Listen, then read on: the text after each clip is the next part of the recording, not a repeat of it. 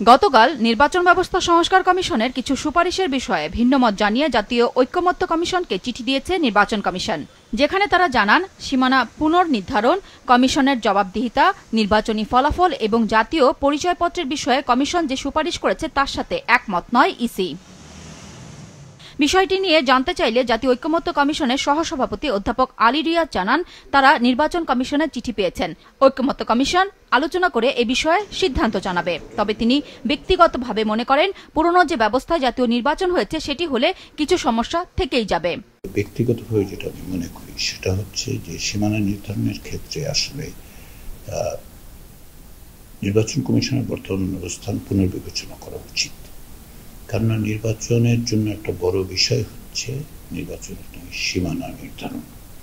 সেক্ষেত্রে শুধুমাত্র জনসংখ্যার ভিত্তিতে করা হয় তা কিন্তু নয়, অতীতেও করা হয়নি, পৃথিবীর কোথাওই করা হয় না। ফলে এইটা যে শুধুমাত্র জনসংখ্যার ভিত্তিতে করলে নগরগুলোতে বেড়ে যাবে এই যুক্তিতে এটা বাতিল করে দেওয়া আমি খুব যুক্তি বলে মনে করছি না, খুব দৃঢ় যুক্তি মনে হচ্ছে না আমার কাছে।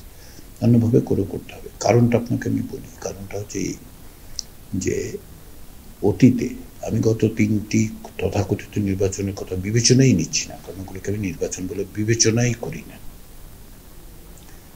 এর আগেও 2008 সালের নির্বাচনী সীমানা নিয়ে কিন্তু কোনো রাজনৈতিক দলের সমালোচনা ছিল।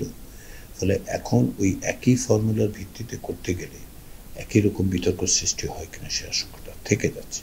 অধ্যাপক আলী রিয়াজ মনে করেন নির্বাচন কমিশনের দায়বদ্ধতা ও নির্বাচন কমিশনারদের শাস্তির বিষয়ে সংস্কার কমিশন যে সুপারিশ করেছে তা যৌক্তিক। নির্বাচন কমিশন হিসেবে তাদের দায়িত্ব পালন করা ছিল নাগরিকদের অধিকার সুরক্ষা করা, সেটা তারা করেনি। এদের এক ধরনের জবাবদিহিতা তাদের আনা দরকার, যে কোনোভাবে আনা দরকার। ভবিষ্যতে যেন এই ব্যবস্থা না হয় সেটা আমাদেরকে নিশ্চিত করতে হবে। কেননা ভোটের অধিকার একটা মৌলিক অধিকার এবং সেটা আমাদের চোখের সামনে যেভাবে উলণ্ঠিত হয়েছে এবং তাতে যারা অংশীদার হয়েছে, যারা এটাকে সাজিয়ে গুছিয়ে এটা ডেলিভার করেছে, তাদের এক ধরনের জবাবদিহিতা ব্যক্তিগতভাবে থাকা উচিত। আমি মনে করি যারাই কমিশনে যাবেন কমিশন হিসেবে কমিশনে থাকা উচিত, কারণ কমিশনের উপর একটা বড় দায়িত্ব আছে।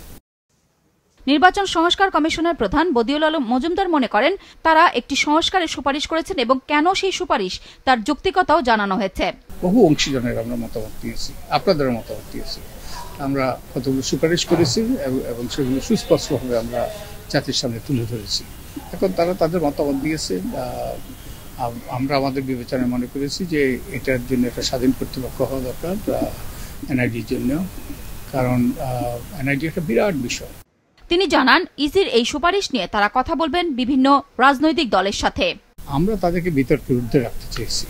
এটা নিয়ে অনেক বিতর্ক হয়েছে, অনেক রকম অভিযোগ আছে নির্বাচন কমিশনের বিরুদ্ধে অতীতে।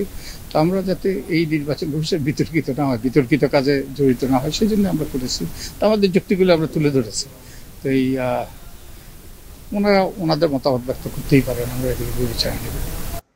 তবে ঐকমত্য কমিশনের এই সদস্য মনে করেন নির্বাচন কমিশনের আপত্তির বিষয়ে তারা সবাই মিলে আলোচনার মাধ্যমে সমাধানে আসার চেষ্টা করবেন।